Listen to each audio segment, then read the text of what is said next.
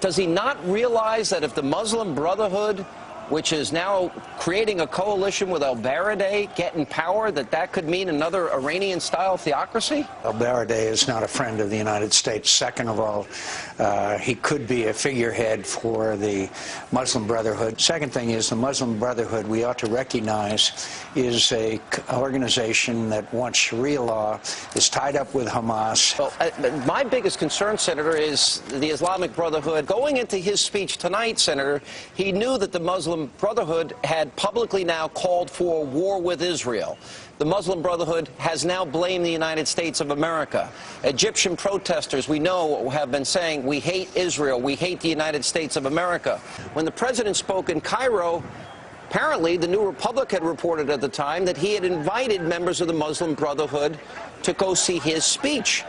You know, I was thinking about this today. When you look at Tunisia and Lebanon and the Muslim Brotherhood in Egypt and Jordan. Well, you mentioned Hezbollah in Lebanon. We've got Hamas with the Palestinians and their election.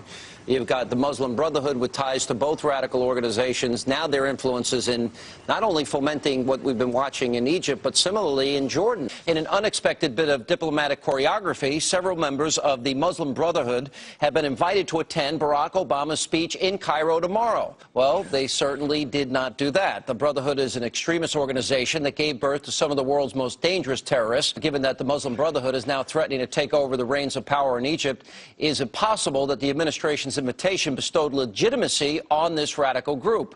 From their founding in 1928, and I was watching some other media tonight, they are not focused on the Muslim Brotherhood.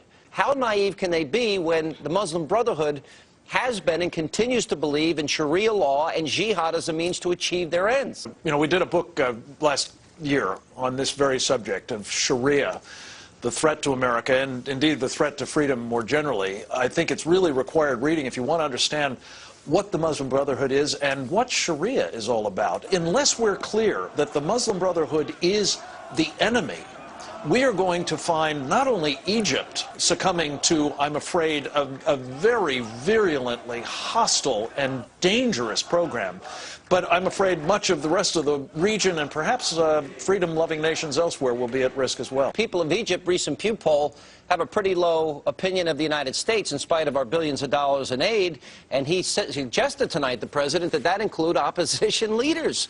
The opposition here is the Muslim Brotherhood. Yeah, the extremists who were in his audience were the Muslim Brotherhood. And the Muslim Brotherhood wants Sharia. It's very naive to think that if we just communicate with the Muslim Brotherhood, they're going to change all of a sudden and love us. What is going on here, in part, is that the Obama administration's policies are being viewed through and actually articulated and now implemented through influence operations that the Muslim Brotherhood itself is running in our own country. We will not get this right if we don't understand the Muslim Brotherhood there and here is the enemy. And I got to tell you, there are some conservatives that don't get it, and that is frightening too, and that's a story to be looked into. You know, when I keep referring back to the Muslim Brotherhood, and their goal, they are radical Islamists. They are a danger to the Middle East, to Israel, our closest ally, and to us. There is a devil that we do know, and it's called the Muslim Brotherhood. That's what I think. Why do we accept in the establishment media that this is the people's revolution? This is the voice of the people. I don't think you don't people think are saying Wait a second. Is it not being orchestrated? Do we know that it's not being orchestrated? Now it is. Do we know that the Muslim Brotherhood is not playing any role? Now we know for sure. Right. The president even suggested tonight that we've got to include opposition leaders.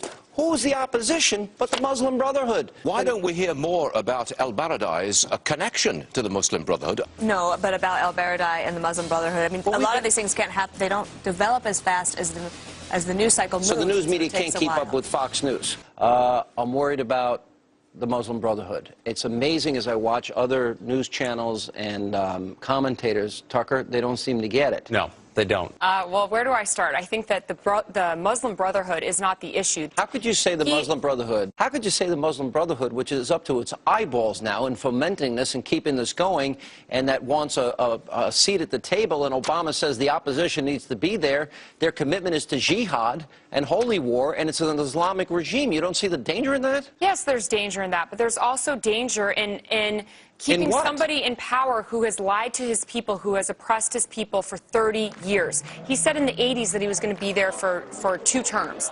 Now he's been there for 30 years. That is the issue. It's not the Muslim Brotherhood. It's these people who have been oppressed. The Muslim Brotherhood gets in there, it will be a worldwide disaster that will last for decades. And when you couple it with Iran and what's happening in Georgia and Tunisia and Lebanon and every other part of the country. I'm scared. If you allowed, it's possible in a country like Egypt, also in a country like Saudi Arabia, also in a country like Pakistan, if you let the majority of the people decide the form of government, they would wind up with a wacko, anti-Western, anti-democratic, repressive government. The Muslim Brotherhood already said, prepare for war with Israel. Everybody that is watching this program that thinks, all right, well, this is Egypt, this is the Middle East, we know there's instability, I don't know who the Muslim Brotherhood. Here's the problem. It's going to impact every person watching this program. Shouldn't the President of the United States, from a moral standpoint, take a stand against the Muslim Brotherhood and say they should not come to power? Why are you so focused on the Muslim Brotherhood? Because they're about to control Egypt. I'm scared.